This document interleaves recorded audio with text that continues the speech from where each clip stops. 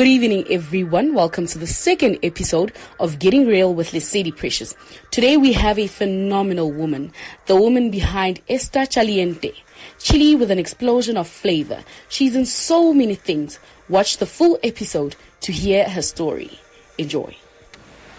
Hi everyone, welcome once again to my YouTube channel. This is Getting Real with Lesedi Precious. Today we have an amazing guest. If you know what Sunday Breeze feels like, then you know who I'm talking about. Today we have a Hope Friend presenter. She is Relebohile Lairi. How are you, ma'am? I'm good. I'm great. I am good. Lovely to be here. I feel like I haven't done enough introduction to your name. I mean, you're the one that knows who you are and what you do. So I'd like you to tell my viewers who you are and what you do for a living. That's such a difficult question. You know, like when you're in an interview for a job and like, tell us about yourself. Tell us about It's a similar question. That's like such a difficult question. But I'm a radio presenter. I'm a YouTuber. I'm a content creator. And I'm just a female hustling. I'm a business owner. Yeah. I'm just grinding, all around. Just grinding. Trying to win in all aspects. Trying to win, Mama, trying to win. That's what we have to do. Yeah, that's true. Okay, so basically the reason why I called you here, you said it yourself that you're a content creator, which means you're a very influential person to us young girls looking up at people like you. So I'd love for you to tell us, before Relebohile on YouTube, listening to on radio, tell us who Relebohile is from an early childhood while you were growing up. So I had like a very interesting childhood, right? So when I was younger, I was always the loud child. I was always, like, I had an opinion about everything all the time. And that was just the child I was. And then I went into pre-teen, teenagehood. Yes. And then I got like very conscious. I sort of went into a shell because you know when you grow up, when you're different, they don't know how to take that. Exactly. And it becomes difficult for a different child to exist. Exactly. You know, so I went to different schools than the people that I lived with, so I was treated differently, which was super weird for me. I was just a different person. I had a different voice than all the girls that I used to chill with. So I used to get teased about that all the time. That made me very conscious. That made me almost stop talking, you know, and just be in a shell. Because if I open my mouth, then then people laugh and then I'd rather not do it. And then I was a chubby child. You know, that struggle is also another thing. I was always the bigger one in all my group of friends. And that made me very conscious, you know, and things that people would say. I had like a weird body, like a tiny waist, big bums, hips and stuff. And then people would like put like weird connotations, and that made me very conscious. It made me a very shy child. So that hindered my progress to where I could have been. So I stopped being the loud child. I stopped being the I'm here child, and I just went into a shell. And I just bottled everything in. Everything that I had to say, I put it inside. I stopped talking. And I feel like that hindered where I could have been. Because every time I would listen to the radio or I would watch Yo TV, I would be like, that's me. That's where I want to be. That's me though, exactly. You know. But I wasn't able to do that because I was so scared of being judged. Because everyone was judging me like every way. And I grew up like that. And in African homes, bro, you have to go to school. Exactly. There's no art. There's no art. You have to go to school. And then I went to school. I studied sports management. My dad played soccer growing up. I did too. So it just became second nature to love football. Then I wanted to be a football administrator. So I studied sports management. I started sort of getting into that industry, didn't like it because it was male dominated. And as a woman walking into that industry, they just see a bed. That's how you treat it. And I just made a conscious decision to walk away. I moved to Joburg. I went into the call center industry.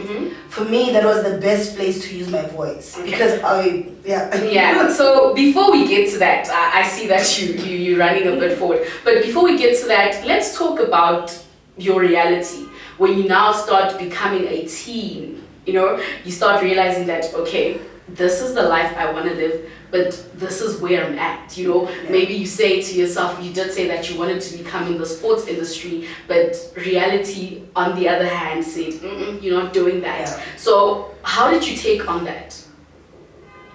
Just leave it. Which is something that I hope to teach my children in the future to never do. Yeah. Don't walk away.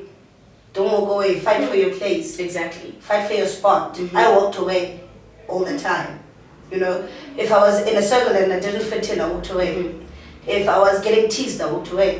If that space didn't suit me, I walked away. Yeah. So that's all I did, literally walking away. I walked away from my dreams. I walked away from what I wanted to be because I was so scared of people judging me all the time. Okay, but how did that work out for you? Walking away from something you truly love with all your being, walking away from it and starting this life that you're so unsure about. It kills you inside. It kills you inside. It eats at you. It eats at you every time. Yeah. You know, because art is different, and I'm sure you'd agree because you in this space. Exactly. It calls you. You can't run away from it. You can't. Whatever you do, you can't run away from it. Every space you get into, you'll find people that will like you to other people and say, "Oh, but you know, you remind me of." Yes. Oh, but you know, you look so much like. You know what I mean? Yeah. That's because that thing will call you. It will follow you everywhere you are. It will never leave you, and it'll shape the person that you become. And at some point, you'll have to answer that call. You know. But it killed me at that time. It wasted my time, most importantly. Yeah. It took away a lot from me that I could have achieved at that time. So let's get now to the part where you start realizing that you want to be on radio. Yeah. No matter how much you run away from it, you literally want to see yourself behind the mic, talking to people that can't even see you. When did that start? From a very early age, way back, way back during the times of Bo Kabzela on YFM, during the times of Bo, Bo Fresh, you know, Bo, what was that lady's name? I forgot it. She was not South African. She was on YFM though. During those times, during the Unati times, like the real Unati times, I knew that that's what I wanted to do because that's all I did. I listened to radio all the time. I listened literally to radio all the time. Yes. I would like sit in my room and just listen to the radio. Exactly. I knew programming almost of every station. All the time, and I knew that's what I wanted to do. And fast forward. Going to different spaces, going to the call center industry, get distracted by money, you know, you start getting a paycheck. And you feel like, this is where I want to be. You know, you always like procrastinate, like, let me just get this, and then after I get this, I'll do go that, back. And then you get that car, then like, after the car, but wait, let me just, you know. Yes. And I found myself in that red race. I found myself lost in that red race. I was in it, I was just working, and now you're getting promotions, and now you're a team leader, now you're a manager, so now you're like, maybe this is my calling, maybe this is what I should do. Maybe this is what I should do. I'm a manager, like at my age. I mean, I became a sales manager at, I think I was like 25. I was heading up like 40-year-olds, and I was like, maybe this is it. You're starting to lead people that are older than you. Yeah, you know, like, maybe this is it. Maybe this is my path. You know, I've got a townhouse, I've got a car. I'm doing good. I've got a good life. Yeah. Maybe this is it. And 2015 came, and I don't know what happened. I walked into the office just after December holidays. I walked into the office. I looked around, like literally, like my first day back in January. I looked around, and I was like, is this what I want to do? Like, do I want to come here when I'm 50 years old? Yes. Do I want to be this? Do I wanna, is this my life? Like, is this my life? And I said, no, this is not what I want. This is not what I want. I went into my manager's office. I spoke to her. She said, go home, go collect yourself, and come back tomorrow and we'll have this conversation. I said, okay.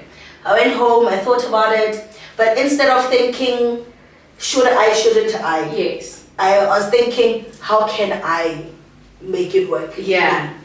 So she gave me great time actually, because I went out and figured out, okay, if I do this and this might work. If I do this and this might work. And then I came back and I gave her my resignation the next day.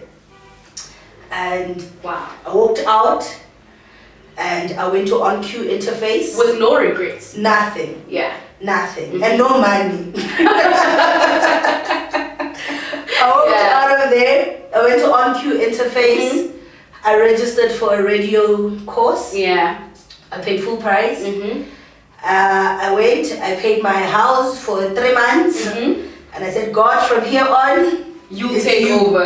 Yes. It's you. Okay, talking about you doing a radio course, there's an article I read about you. I don't remember if it was Citibank or Star. I'm not quite certain. There was an article about you. It mentioned as well that you once entered for YFM Academy. Yeah. Tell me about that. How did that work? They never called me. But you never got a call back? Yeah, I never got a call back, and I thought maybe not. Maybe this is not for me. Maybe not, because you get people that tell you, oh, you've got a voice for radio. Yeah. A voice for... So you automatically think when they just hear that voice, it's going to drive them crazy. Yes. And then no, it doesn't. It doesn't. Tell me how you took on that, because that's some sort of reaction, right? Yeah. A challenge you come across. How did you take on that? I was in Joburg at that time. That's about the Wait, time. how old were you now? I was 20. Okay. I was 20. That was the time I went into the call center industry actually. After getting that rejection. Okay. Then I went into the call center. Okay, I'm gonna use my voice elsewhere. Then I went into the call center industry. But I sort of put it on the back burner. I was like, okay, maybe not, maybe some other lifetime. Yeah. And I put it away. But like I said, it calls you all the time. It literally keeps on calling you all the time. It haunts you in your dreams. It does. It's like a drug addiction. Exactly. It's like literally... people don't understand when you say that. It feels like you out of your mind or something. Nah. Okay, let's now artists are out of their mind. Exactly. They're not normal. Okay, let's now talk about your first time behind the mic, your first radio show. Where was it? How was it? And who did you co-host with? Or were you alone? So I went to On-Q, and then I did that program. Yeah. And then for how long? For 3 months. Okay. And at the end of the program, we went. I can't even remember. So we went to. I can't even remember what it was that we were at. Right. So we went to this place where there were influential people. Yeah. And things like that, and I met someone there that later became my friend. But we became friends like instantly. She was from radio as well. Her name is Mpumi Manyisi. Okay. So I met Mpumi, we started talking, we started hanging out at that place, and then we exchanged numbers and. So Mpumi worked for Massive Metro at that time, and I was just finishing my program. Yeah. And then we became friends, and one thing that connected us was sports, because she's a sports presenter, a very, very good sports journalist. So we were connected by the love of sports. Yeah.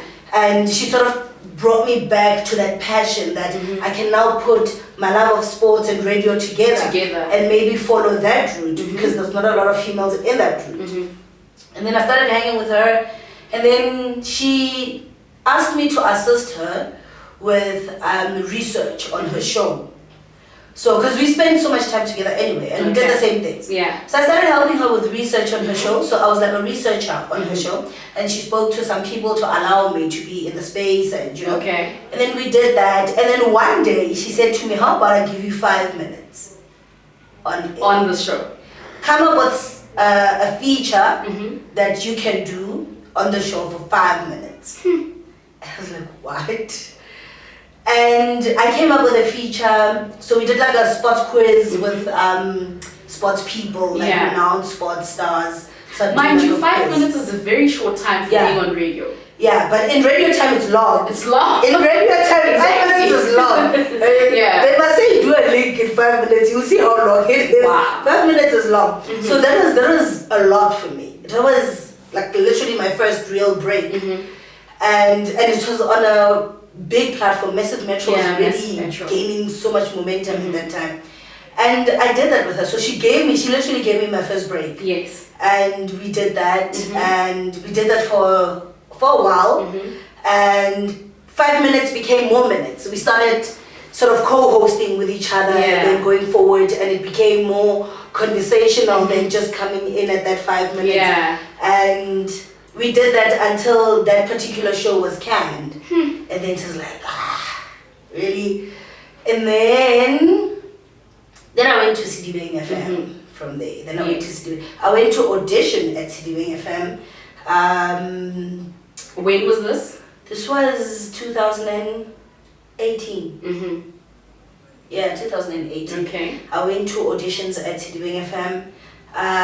They gave me a tough time.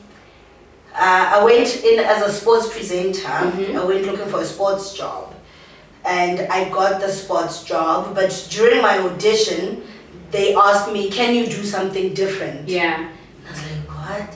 And then they gave me a Sunday script, like Sunday radio feel, and they said, "Just try this." Yeah. And I was like, "What?" Then I tried it. I was like, maybe not. Not for me. Not for me. I'm a sports person. Yeah. I do sports. And they're like, okay, so I got a slot to do sports on the weekend, Saturday and Sunday. So I started doing sports. I enjoyed doing sports. And then they said, okay, so you're going to do a Sunday show with a co-host. And I was like, what? They're like, yeah, so this is your co-host. You guys going to co-host a Sunday R&B show. Yeah. What? So I met up, I was doing that with Yvonne, met up with Yvonne, got to know each other so that, we can have some energy during the show. Some energy, when we do the show. And then we did that. And we killed it. That very same year we did that, we got the Best Co-Hosted Show Award. Wow. That same year. So it worked out pretty good. Yeah. A year after that, I was doing, they did like a reshuffle thing, and then I was put on alone. That's when I started hosting. That's the first time you started hosting alone? Yeah, in 2019. It was hard. It was super hard because I'm coming from an environment where I've always had someone. Yeah. When you do sports, you've got the presenters that you bounce off on. When I did the Sunday show, I had Yvonne. We bounced off each other. It worked very well. Yes. Now I'm alone. I've got no one to bounce off on. I have to maintain this listenership all by myself. On your own. Yeah. And that was a reality check. But that was, I think, my first growth in the radio industry. That was the first time I grew. Okay, so let's talk about why you left Sidibeng. Growth. There was not much else to do. There was not much else to do. Yeah. I was where I was, and I was getting so good at it that it and you were wasn't getting comfortable. It wasn't challenging anymore. And there was really community radios like this small, right? Yeah, so very small. it's very small. So I was doing everything for my show myself. So I was producing it myself. I was the host. So there was nothing else for me to do at Sidibeng or to learn. So I needed a new challenge. I needed a new space. Yeah. And during that time, I was feeling like that Hope FM was coming up. It was like a few months old, and I was looking at them, and I was identifying so much with them. I identified so much with their vision, where they wanted to go, how they conducted themselves, how they sounded on air. That made me be drawn to them. And that's when I made the decision to move. Yeah. Okay, so you're at Hope FM now. You were looking for a challenge, for something new. Tell us how it was the first time you experienced your first show on Hope FM. Scary. I think I said Sidibeng FM like 3 times on air. Yeah. This is a living I said it like 3 times. Yeah. And the thing is, I came for my first show. I thought I was gonna have like people with me. It's my first show. Yeah. Showing me the ropes, and I walked in there, I was alone. Nobody. No one. How am I gonna do this? So I was on the phone a lot, like, okay, where is? Yeah. And then like figure it out. Wow. You've been doing radio for like a the longest time. Figure it out, and I figured it out. And it was challenging. It's a new kind of listenership. It's new people. Yeah. You have to conduct yourself differently. They're not like the ones you come from. Yeah. You have to speak differently to the people.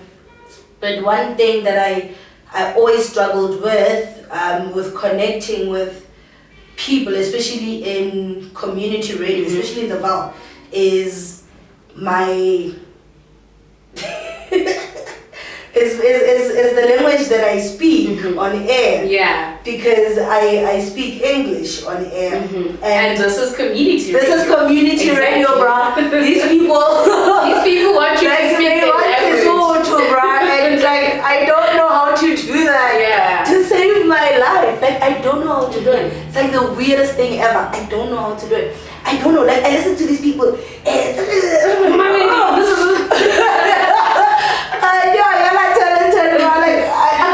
I couldn't even put a sentence together. I remember this one time I tried to do a link in Soto, and the station manager called me afterwards and he said, "Don't do that ever again." Don't. She said to me, "Don't do that ever again. Don't do that. Stick to you.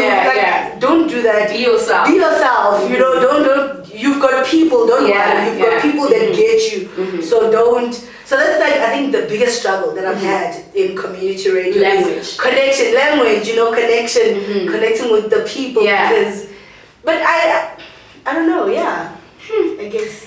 Wow. Let's talk about, my viewers don't know what show you do now at Hope FM. I want you to tell them a little bit, just enlighten them about the show that you do now on air. So I do 2 shows now. I do a Saturday and Sunday show, same time slot, 12 to 3. So on Saturday, I do the Saturday Fields. So we play old school music, old school house, old school hip hop, old school kwaito. We just take it back. We just reminisce about those times, like the good times, the good old times. Yeah. We reminisce about that. And then on Sunday, Sunday I think is my most challenging day. Yeah. Because I do a show that is across the country, predominantly done by men. Exactly. Right? And especially my time slot is prime time on Sunday. This is where people are like... 12 to 3 Sunday is prime time. And I think, I stand to be corrected, but I think I might be the only female that does prime time Sunday slot right now. Yeah. Which is big. Which is very big. Which is huge. Like, people don't understand how huge it is. It's big. Big names do this time. Like, it's huge names. And for someone to make a decision to not listen to Metro FM, but rather to listen to me on Hope FM is amazing. And it's challenging. And I always have to reinvent myself. I always have to try and listen to the other guys and how they do it. And try not to mimic what they do, but how I can bring myself into that space and occupy that space. And trust me, you've been doing well. Like, very well. It takes talent. I mean, it takes talent. Thank you. You'd have the skills and the degrees or diplomas to do that, but when you don't have the talent, and the passion. Passion as well. Passion does a lot of it. It's what drives you the most. Yeah, passion does a lot of it. And I used to think no one listens to me. Like, I used to think like no one listens to me. Until like I walk in the streets and then people are like, you. Yeah. Really? Okay. And then we just had an event now, and then I introduced myself at the event and the room went crazy and I was like, people know this is weird. This is weird. This is weird. And then I start seeing that, okay, even though I might feel like maybe I don't have much of an impact, there actually is something that people take a liking to, you know, besides the fact that I can't even speak Sotho. I'm Sotho. Yeah. But people do take a liking. Okay, let's now get into the part where you now start venturing into this new business that you have. Before that. So I also got a Rising Star Award at the Hope FM Awards. Hello, like, thank you. Oh yes. Okay. I just had to. Congratulations on that. We just had to. Congratulations on that. Just by the way. Let's now get into this new business you ventured into. Yeah. The business of selling your own chili sauce. Yeah, call me the chili lady. Yes. Yeah. And please help them pronounce it properly. Está caliente. Hello. Está caliente. Yes. Yes, let's talk about that. Please unfold how it started. Where did the business mind come from? So, my mom was always business driven. So my mom was a housewife, right? Her job was to take care of the house, take the kids to school, come back. And when I was 18 years old, she got divorced with my dad, and reality hit. Like, oh shucks, there's bills, there's, things like that. And it was a shock to her when that happened. She was basically left with almost nothing. Obviously, you're going to get whatever settlements you get from your divorce and stuff, but if you don't know how to manage all those things, it gets difficult and it runs out very quickly. So the one thing after that she always said to me was always make sure that you can stand on your own 2 feet, regardless of what your partner or your husband can do for you. Always make sure that you can stand on your own 2 feet. Have a job, have a business, sell bread, sell vegetables on the street corner. But make sure that when you sleep at night, you've got 20 rand in your purse. That if he says, hey, you can say, Aki. Don't ask every single thing. Because that kills you. You're never going to grow. So I grew up with that. She started grooming me with that. And I started having that in my head all the time. That's why I started working young. Like I was always independent. Always independent. I've never really had to fully depend on another human being like I do now. Like right now, I depend a lot on my partner, but not so much, but a lot, But all my life, I worked hard. I had my own car, I had my own apartment, I had my own everything. I supported my family at home. I was grinding all the time. I knew I had to fight. And from last year, my mom started getting sick.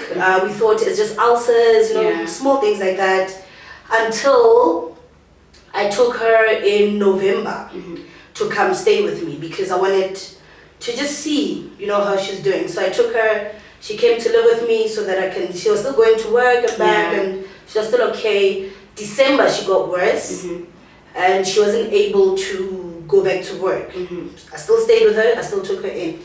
I was working from home that time. So I was able to work from home, do everything. And still check up on her. And still, because she wasn't that frail at that point. Until February, she became worse. And then she was diagnosed with pancreatic cancer, stage 4. That time she's in and out of hospital. Now, it's like an excuse every day at work, because you never know when she's going to blow up or something's going to happen. So now I find myself constantly having to call the office, Ish, I can't log in. Ish, I can't do this. Ish, I can't do that. And then my partner's like, you know what? Number one, you hate this job. Let's just be honest. Is it the call center job? But I'm doing something different. I'm a call monitoring agent manager there, so it's different. So he's like, number one, you hate this job. Let's start there. You hate it. You absolutely hate it. You don't want to do it. Secondly, it's taking a toll on you, on your health. You can't fully invest in your mom and with this. So leave that. I'll help out with everything else, make sure that everything stays the same, so that you can fully take care of your mom. And I took that option to the best option. So you left your job now? I left my job, I resigned. So now my job is taking care of my mom. But then now I don't have that 20 rand for bread.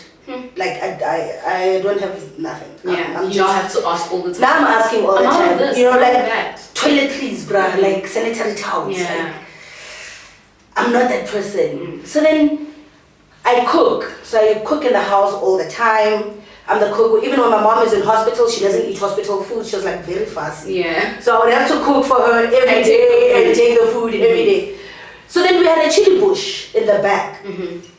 So I would go pick every now and then if I'm cooking. I'll go pick at it. And then this one is like, no man, this thing is going to waste. This is so much. This is a lot. I could actually do something with this. I could actually cook this and package it. And I was like, okay, let me try. And then I took like a small bit, did my thing. I loved it, and I was like, well, I love everything I cook, so maybe it's not. Maybe not, you know. So I made like small little 100 ml bottles, and then I just started saying I'm selling chilies. Yeah. And then my best friend came over, and she bought my first bottle.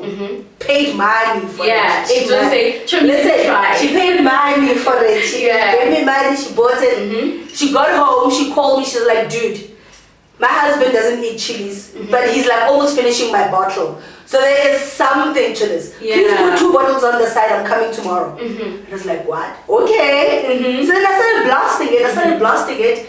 And then within a month, my chili bush was finished. You had to plant again. So I had to go buy. Because I had no time to plant. I'm planting now. It's still growing. So I can't wait until it grows. So now I had to start finding out, okay, where does it retail? How does it go? Where do I get the best ones? And then it just started from there. Then we started going logo direction. Like, okay, let's business size this thing. And then started registering it. Tried to register my logo. Found out I took a Google image so we can protect that. No. So then it then brought the new look. You know, so then I had to go and find graphic artists that could design an entire new look for the product. So now we're in that process. It's out. It's actually out. The new look is out. We're just waiting for packaging now. So we're just taking it in for packaging, and with where it is now, it's probably ready for shelves, which is the step that I want to take now. I'm tired of delivering bottles to people. People must go to Spar or Pick n Pay and find it on the shelf. Exactly. And get it. And, you know, cut out all of the stress. But yeah, that's where I want to go now with it. Okay, you mentioned earlier that the reason why you left your job was to look after your mother. Take us through the process where you're now going in and out of the hospital, checking on your mother. Do you have tissues? I have a lot. That process is draining. I remember at one point a friend of mine went out and actually signed me up to see a therapist. So she was like, friend, you're gonna crash, and you're gonna be no good to your mom if you crash. Because it was consuming me, everything in me. It's a lot, guys. You leave your mom there, you go home, you don't know. When your phone rings, you get this anxiety shock, you know. If it doesn't bring a name that you know and it's like a random number, it's like 10 times worse. Like, what's gonna happen? You know, who's this? Do I have to go back? What do I have to do? It takes a lot from a person.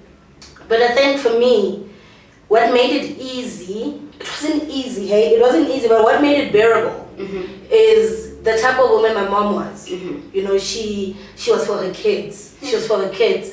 Like, she did everything she could for us. She bent over backwards for us. She was my best friend. You know, she knew everything about me. Everything.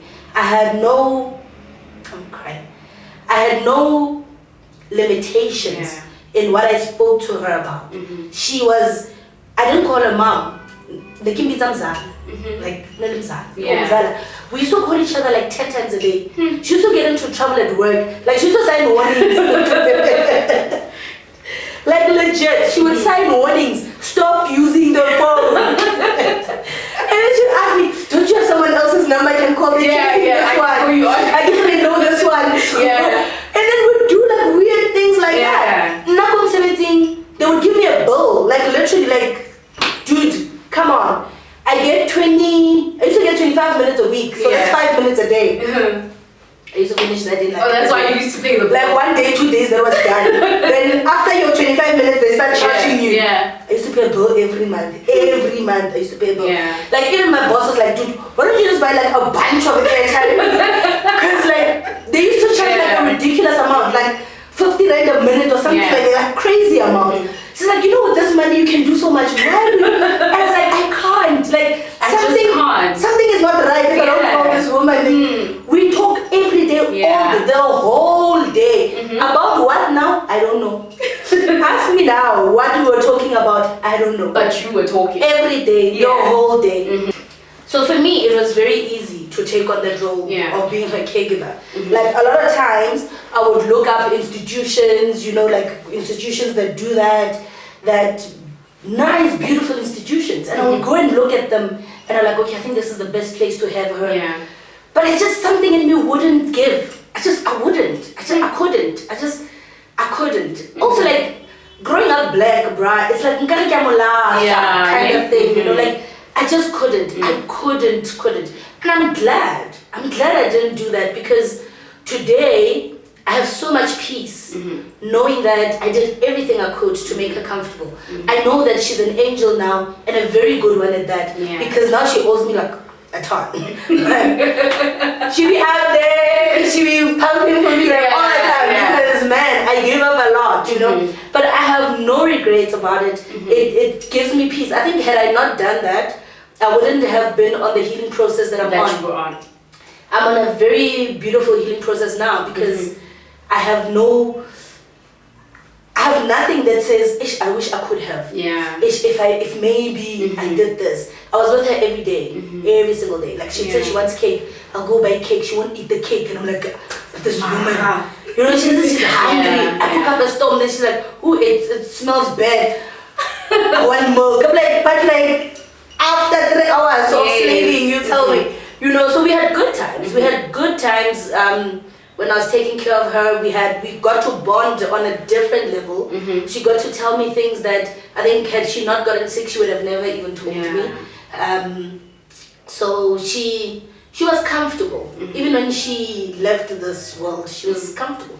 She was in a warm bed in a house she wanted to be in, sleeping, and she didn't struggle, and she just passed over. And I'm fortunate that I had that opportunity. I hear a lot of people saying, I wish I could have. I wish I was there. I was there. I was there. Each and every single step. Each and every single step. I was there, and I saw everything. And I think it also makes it easier for you to allow them to pass. Because you see the pain they're in. You see it every day, and you're like, nah, God. I don't want her to live. You're like, nah, God. If it's like this, then let your will be done. Because, especially my mom was like a strong person. She was vibey. She was like, we used to go everywhere together. We used to do everything together. Concert, buy and bride, so she was vibey. So to be put in a position where you can't bath yourself, you can't walk yourself, you can't go to the bathroom, I think it aided her more when she looked at herself. And I wouldn't want anyone to go through that. Exactly. Let alone someone that I loved that much. So it was easier for me to say, no, let God, your will be done. Let your will be done. At this point, nah, it's fine. So but it was it's a tricky time. Tricky time. It's not going to be easy. Not at all. And it's not easy accepting. I question God all the time, but she lived a full life. My mom did everything she wanted to do, everything. There isn't, I don't think there's something that she's in there like, maybe one more child. But like, I really don't think there's regrets with her where she is. She did everything she wanted to do. She lived a full life. High top. Next. Like my mom would tell you, if she buys something today, she must wear it today. Like she'll tell you, Hanka shop. Like she was that person. She lived a life. If she wanted to go to Durban now, she doesn't care. Okay, next week she's like, I want to go to Durban. This week. I'm going to Durban. And when and that's it. Like she would have 300. It's like she's like, how wimp? Mzala ona actually how do you wimp mzala? Yona setting.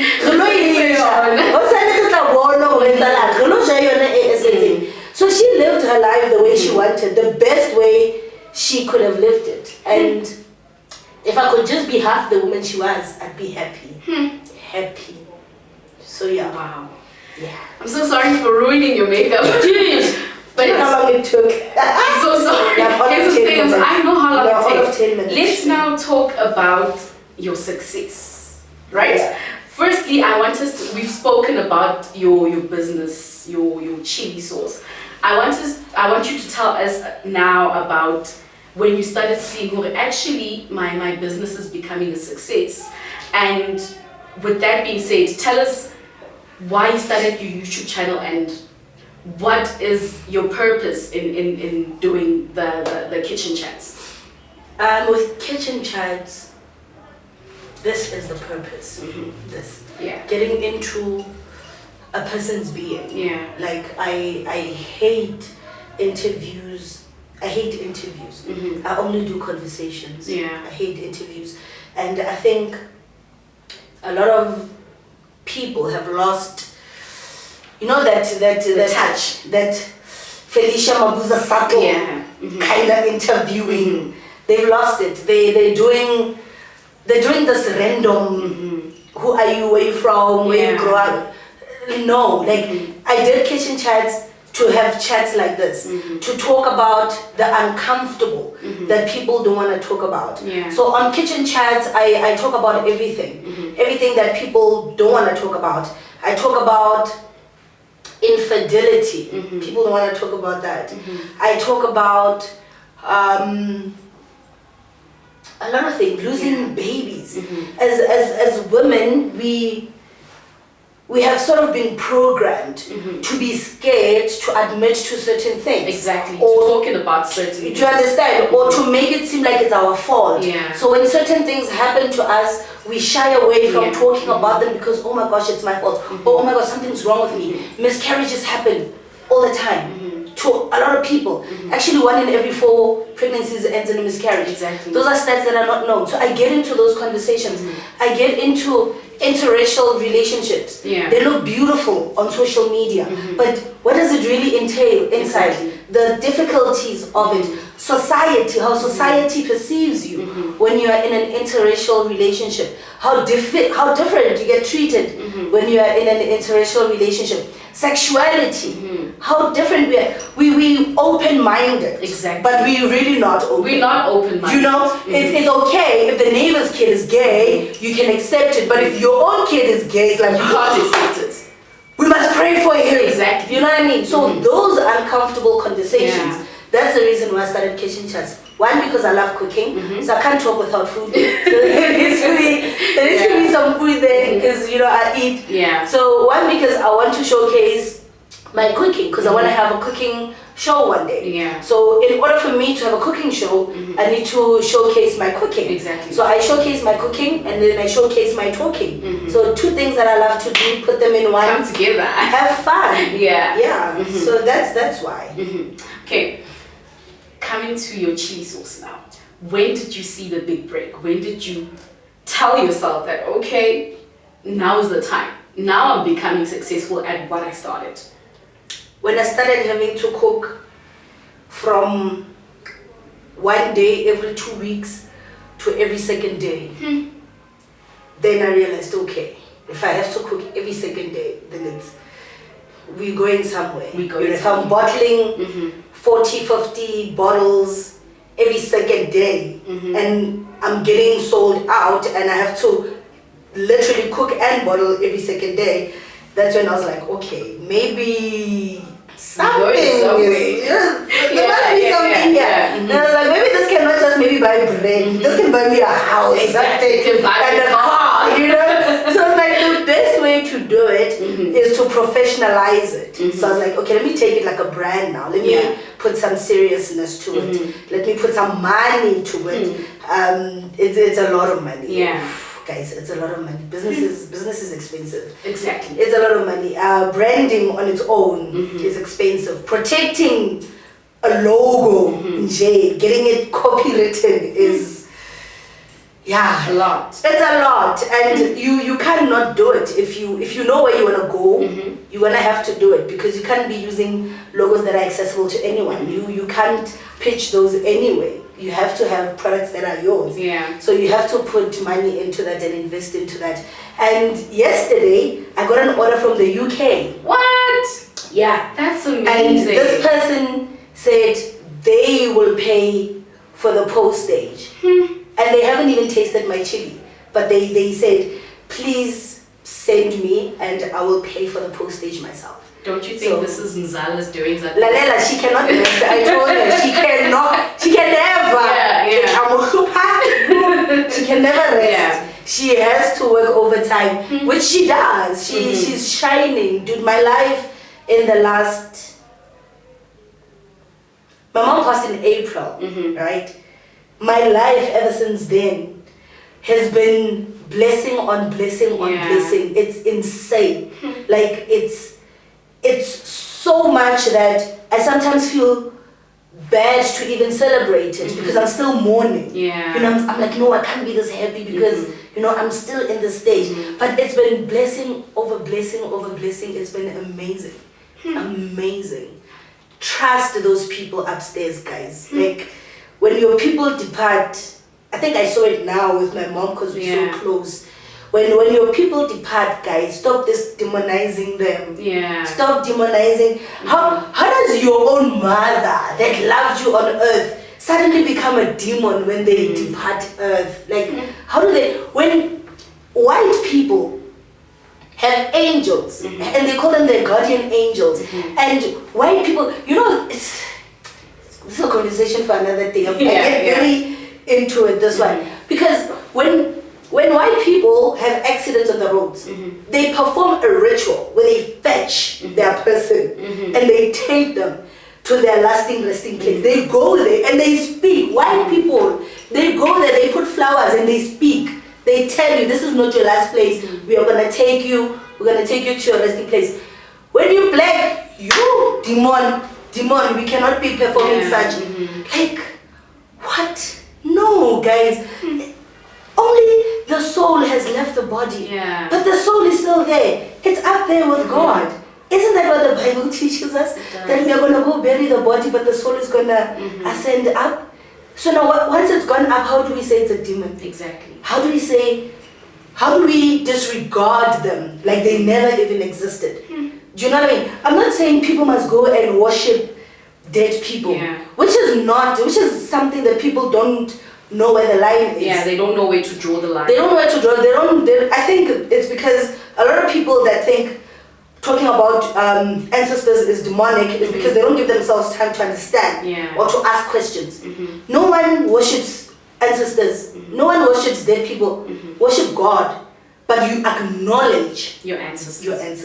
You acknowledge that they were there. The same way that you acknowledge Moses and Abraham and you acknowledge the ones that you physically could touch and see. You acknowledge that they are there and they exist. And they are sitting on the right hand of the Father. So if you say they are demons, how can they shower into God's ear to say, I'm a God, like How? Yeah. It's not going to happen. There's a link there. Can I just say, Relebohile is coming for part 2, guys. Because this is massive. You need to come back for part 2 because what you're giving my viewers now is out of this world. Tell me, do you think Relebohile is where she wants to be? Far from it. Far from it. Give me 2 more years. Give me 2 more years. I'm far from it. First of all, in my personal life, in my work life, I'm far from it. Far from it. So there was this guy, right, that I met a few years ago. He was a spiritualist. So I like spiritualists because I like picking their brains. Like, I like getting into them and whatever. So we were talking with this guy. I just met him. He didn't know me from above, so we're just having conversations, just conversing. And then he said to me out of the blue, you're going to own a radio station one day. And I was like, huh? Me?